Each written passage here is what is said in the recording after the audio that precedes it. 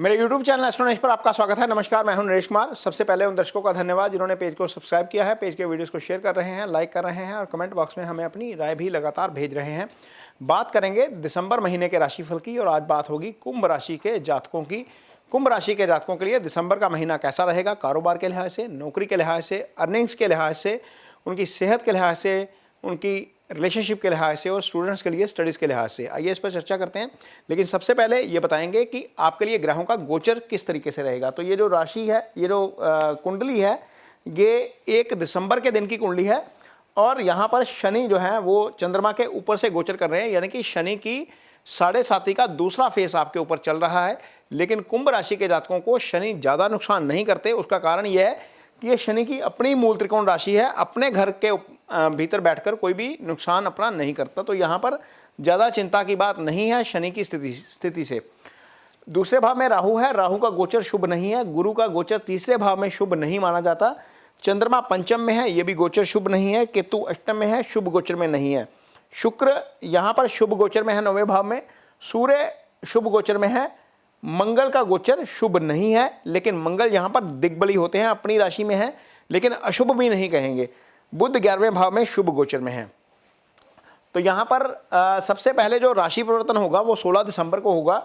सूर्य यहाँ पर आ जाएंगे 11वें भाव में और ये गोचर भी शुभ होगा। यहाँ पर कोई अशुभता में कमी नहीं आएगी।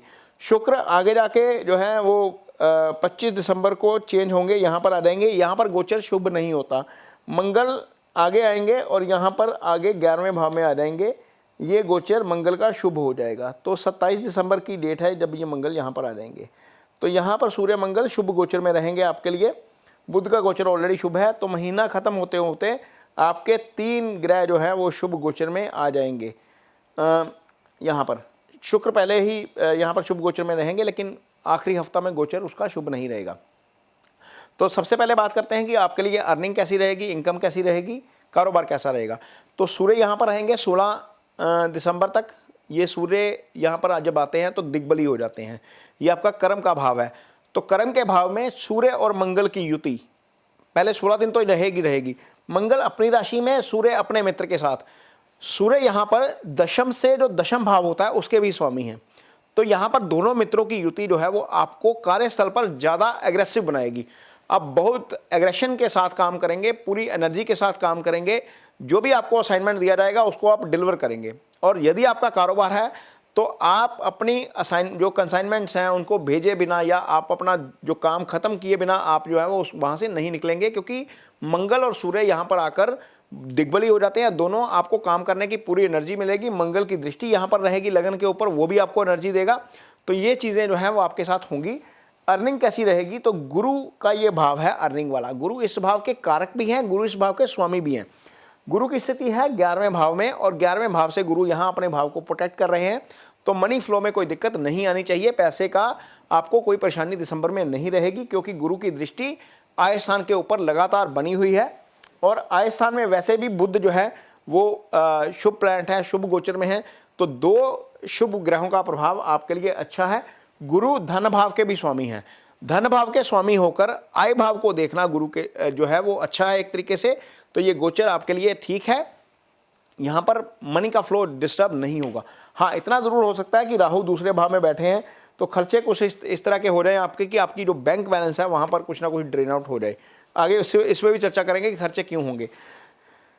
आगे बात करेंगे रिलेशनशिप की। तो रिलेशनशिप की स्थिति यह है कि शनि यहाँ पर बैठकर सप्तम को देख रहे हैं। सप्तम को देखेंगे और यहाँ पर सूर्य रहेंगे, देखिए 16 तक, और सूर्य को भी देखेंगे। सूर्य सप्तम के स्वामी हैं। शनि की दृष्टि सप्तम के ऊपर भी और सप्तमेश के ऊपर भी। इसके अलावा कोई ग्रह जो है वो नहीं प्रभावित करेगा। मंगल भी रहेगा यहाँ पर, मंगल यहीं पर रहेंगे। और इसके अलावा कोई भी ग्रह 2 पाप ग्रहों का प्रभाव आ जाएगा। सूर्य खुद भी पापी ग्रह है, लेकिन चूंकि सप्तमेश है वो 2 पाप ग्रहों से पीड़ित हो रहा है। मंगल भले ही मित्र ग्रह है लेकिन पाप ग्रह है तो वो पीड़ा देगा।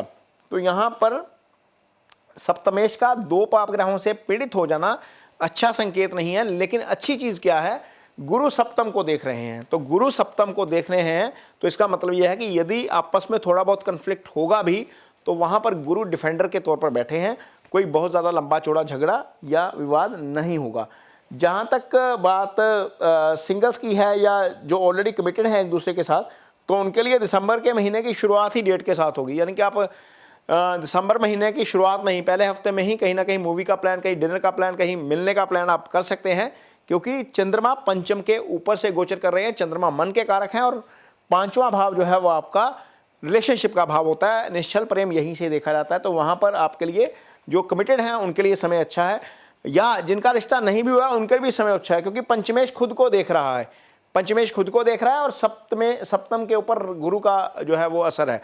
तो पंचमेश के ऊपर गुरु की दृष्टि भी है, तो गुरु के प्रभाव में आने के कारण, पंचम और सप्तम दोनों गुरु के प्रभाव में आने के कारण नया पार्टनर भी लाइफ में आ सकता है, शादी भी हो सकती है। तो ये स्थिति है दिसंबर महीने में रिलेशनशिप की।